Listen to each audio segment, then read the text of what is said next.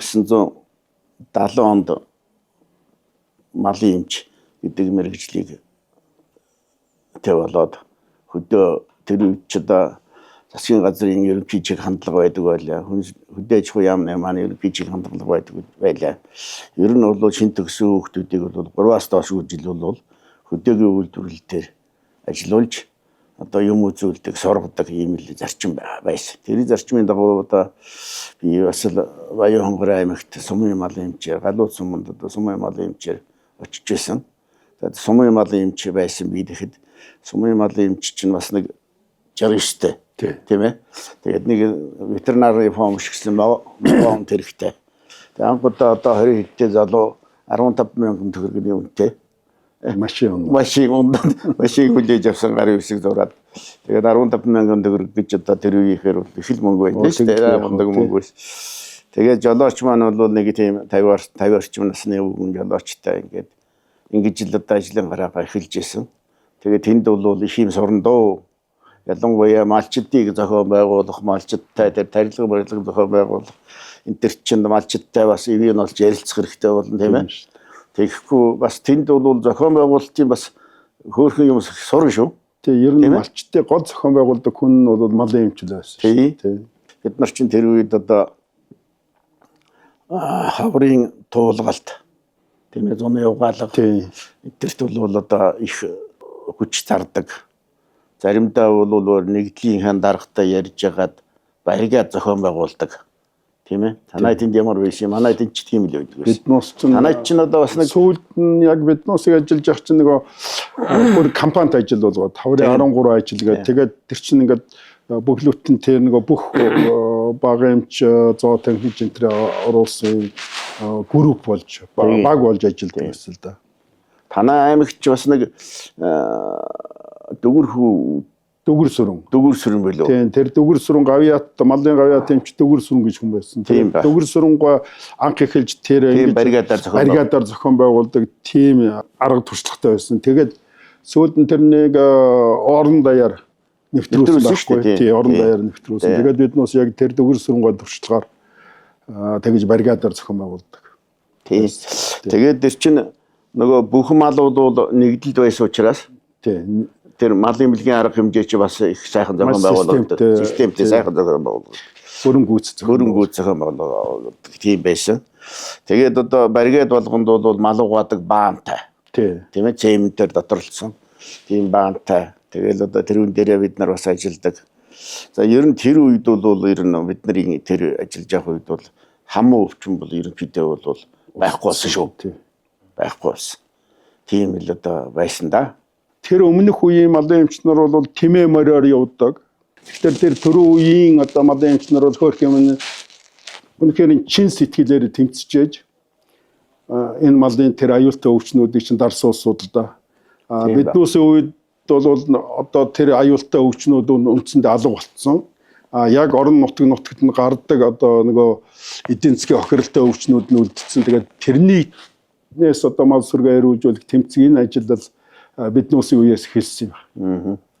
Гэж боддог. Жишээлбэл манай тэр хөдөө ажиллаж байгаа үед бол малын бэлгийн хүрээлэнгээс гаргасан одоо ороо идэвхжүүлдэг, сууарилтаа сэргийлдэг ийм одоо бэлтгэл болох хээлтэйг үүний цусны илсгэж очиж исэн. За тэгээд бүр тодорхой заавартай. За энийг ингэж хэрэглэнэ. Ингээ хэрэглэсийнхаа дараагаар бол тайлангаа бичиж аймгийн малын бэлгийнхаа газар дамжуулж одоо ирүүлээ гэсэн ийм заавартай. Ингэж очдог. Энэ бол бас тодорхой хэмжээгээр бол одоо малын бэлгийн шинжилгээ ухааны ололтыг нэвтрүүлэхэд бас чухал ийм үүрэгтэй байсан байхаа гэж бодож байна. Тэгээ манай онцлог комитет гэхэд бол тэнд яаж шинжилгээ хийх вэ? Өрслөөзийн шинжилгээг яаж хийх вэ? Ямын шинжилгээг яаж хийх вэ?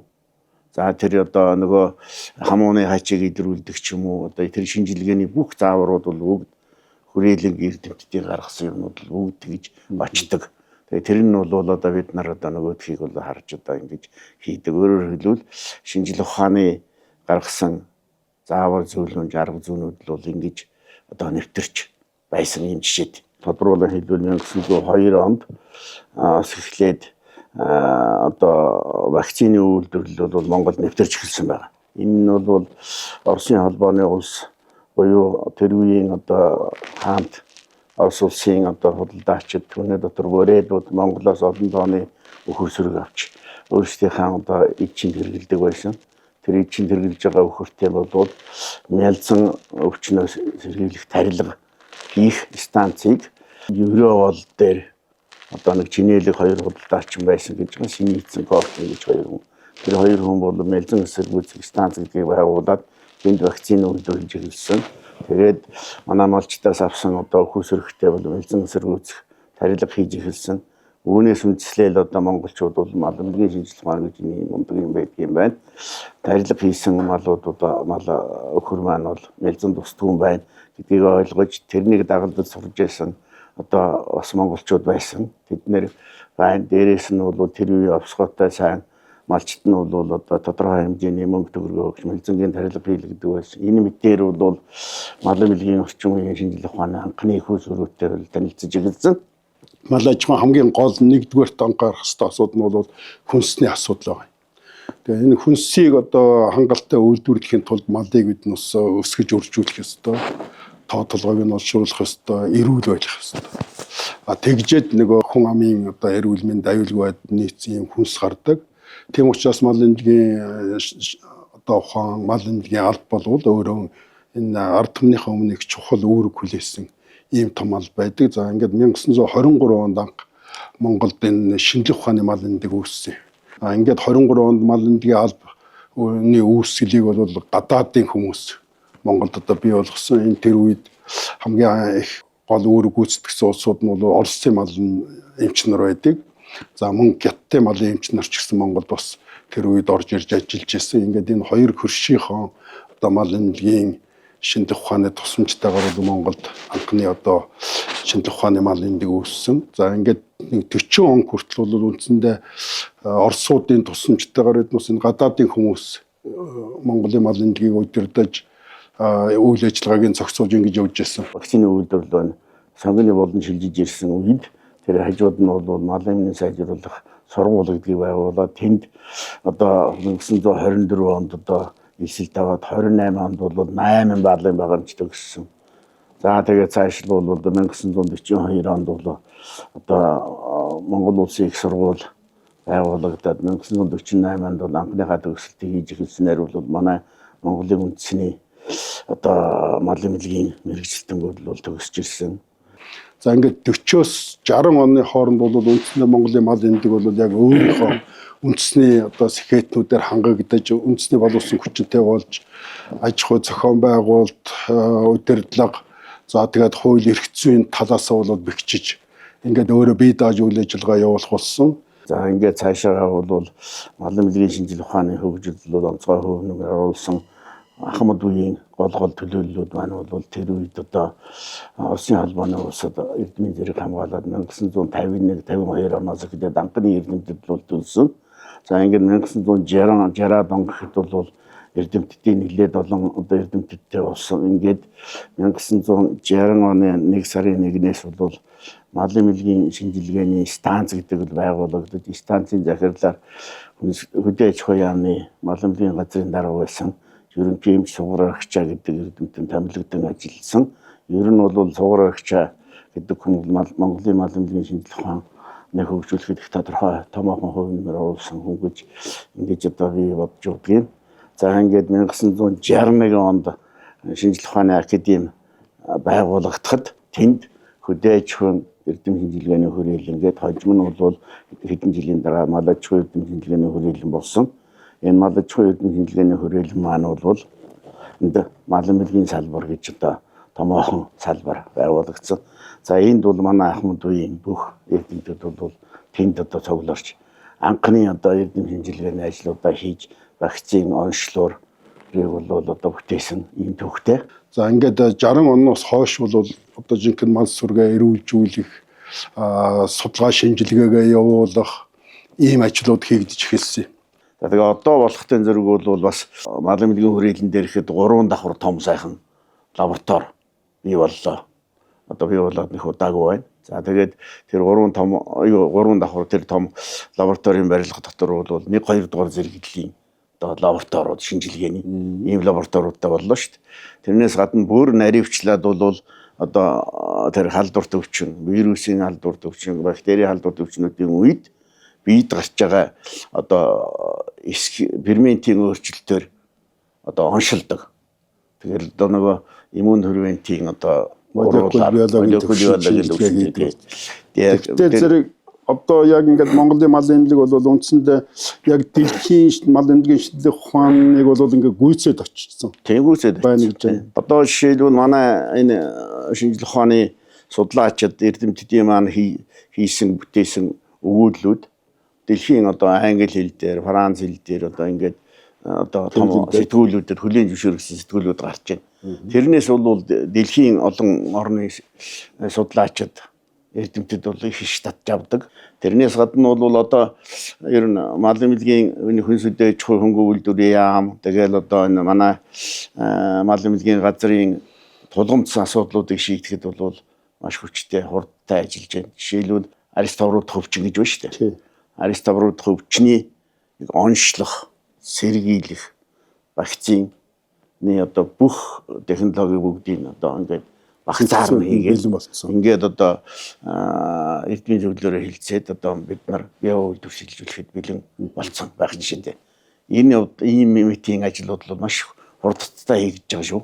100 жилийнхаа босгондор одоо 100 жилийнхаа ойтой золгож байгаа хөдөө аж ахуйн салбарын нийт хамт олон тэр дотроо энэ малын эрүүл мэнд, мал аж ахуйн салбарын одоо үйл ажиллагаа эрхэлж байгаа бүх хүмүүст энэ 100 жилийн ойн баярын мэндийг дэвшүүлье. Сайн сайхан бүхнийг хүсье. Та бүхний ажил үйлс өөдрөг сайхан байж Монгол улсын энэ ард түмнийг хүнсээр, аюулгүй хүнсээр баталгаатай одоо хангах энэ ариун үйлстэй улам их амжилт олохыг та бүхнээс хүсэж байна. Өнөөдөр бидний өөрж авчирч одоо энэ манай яамны хөдөө аж ахуйн яамны 100 жилийн зориулсан нэвтрүүлэгт оролцуулж байгаад одоо талархалтай байна. Ингээд хөдөөгийн мал аж ахуйтай холбоотой ажиллаж байгаа бүх хүмүүст бол одоо баярын мэндийг хүргье.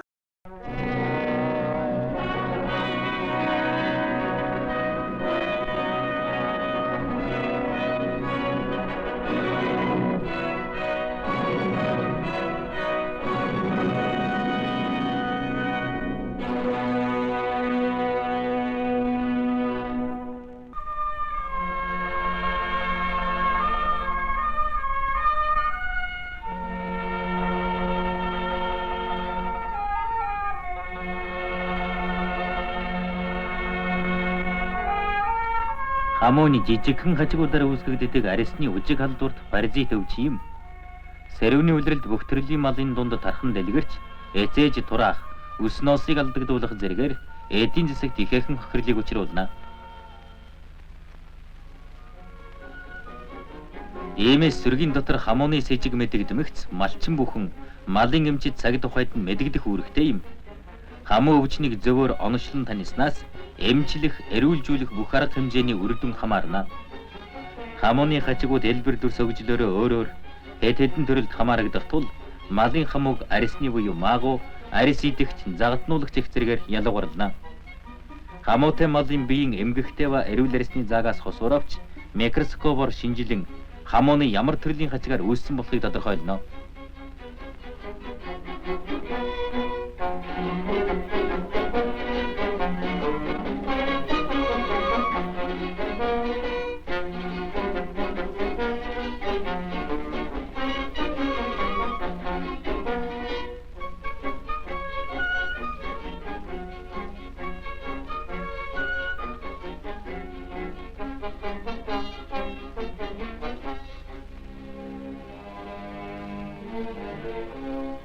Энэ нь маагуу хамуу үүсгэх ачиг өсгөгч дурангийн тусламжтайгаар 1000 дахин томроод байгаа нэ.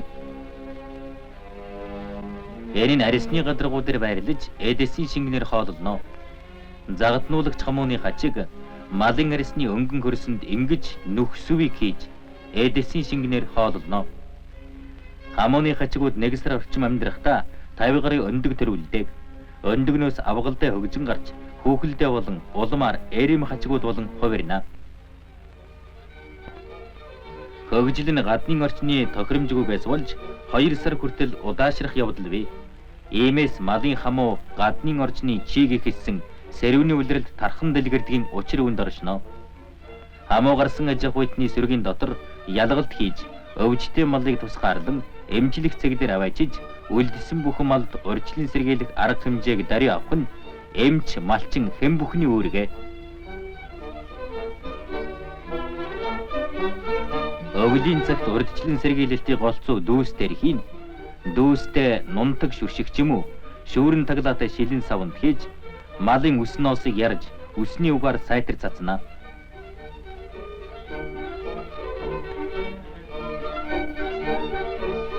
Ялангуяа малын суугад, цайв, чихний угд зэрэг газруудаар дүүстийг заавал хийх хэрэгтэй.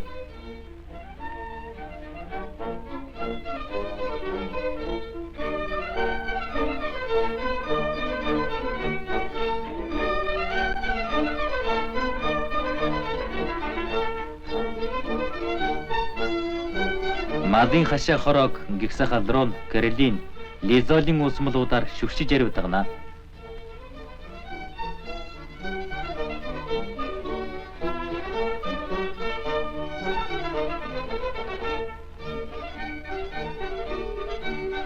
Нэгэнт хамуу өвчнөр өвжилсэн малыг тусгаарлан эмчлэх хэрэгтэй. Загатнуулагч хамууны шинж тэмдэг ингэж толгойноос эхлэн илэрдэг. Гэвч хоньны голчлон маагуу хамуугаар өвчилнө.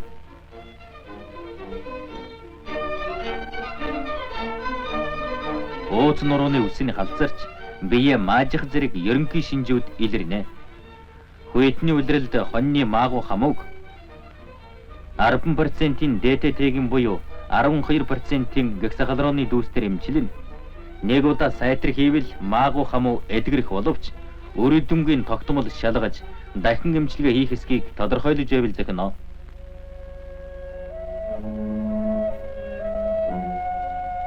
Тэмээ загатнуулагч хамуугаар өвчлөн.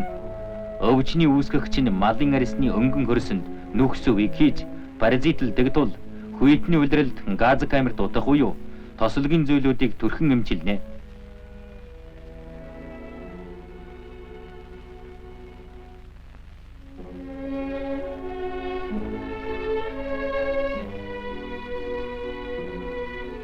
Хамгийн сайн үйлчилгээтэй нь хөхөр, диогот, ногоон савн, спирт зэрэгээр найруулсан шингэн тос юм а.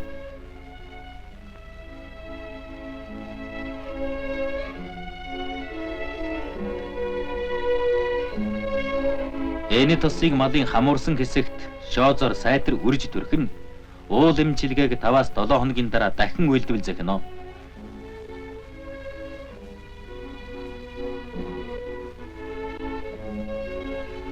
Газ камерт 5%-ийн хөхрийн ангидрит хийгээр 1 цаг удаж эмчилнэ.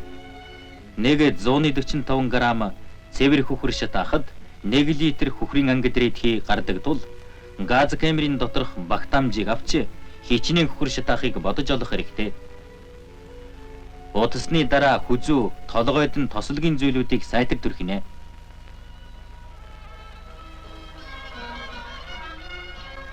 Мөн тоног хэрэгцээлийг газ камерт утаж ариутгана.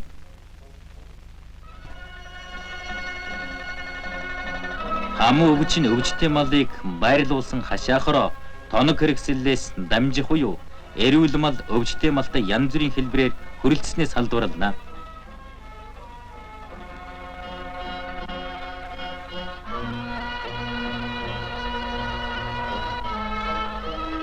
Өхөр сэргийн дотор гол төлөв арьсны хамуу их тохиолдох тул гексахлорон ДТТ-ийн дүүстээр эмчилнэ.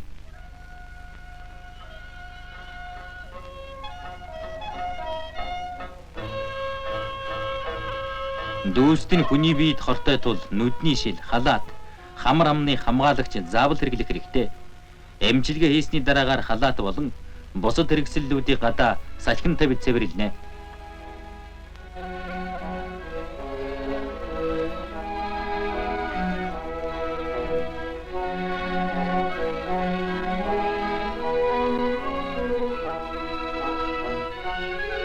Хоньны сүргийг угаах суурин вааны урт нь 18-аас 22 м, өргөний дээгүүрээ 80 см, доогоороо 40 см байвал зохино. Малын гарах хэсэгт нь ийм маягийн 2 хашаа байх нь уусамлыг буцааж оруулахад ашигтай.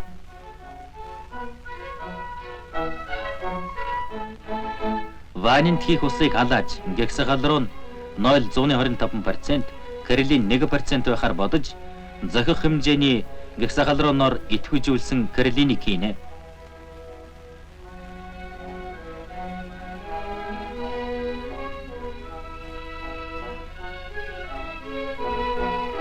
Уусамлын халуун нь 15-аас 20 градус байх ёстой.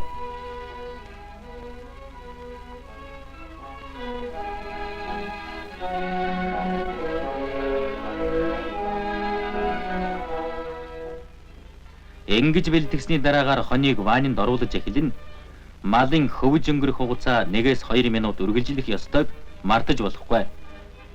Хөвөлтийн үед толгоогоор нь 1-с доошгүй шумбуул, эстэгвэл толгойн хэсэг дэх хамууны хачигууд амьд үлдэнэ. Ийм угаалт нь 2-оос 3 сарын турш хамуу өвчнөөс урьдчилан сэргийлнэ.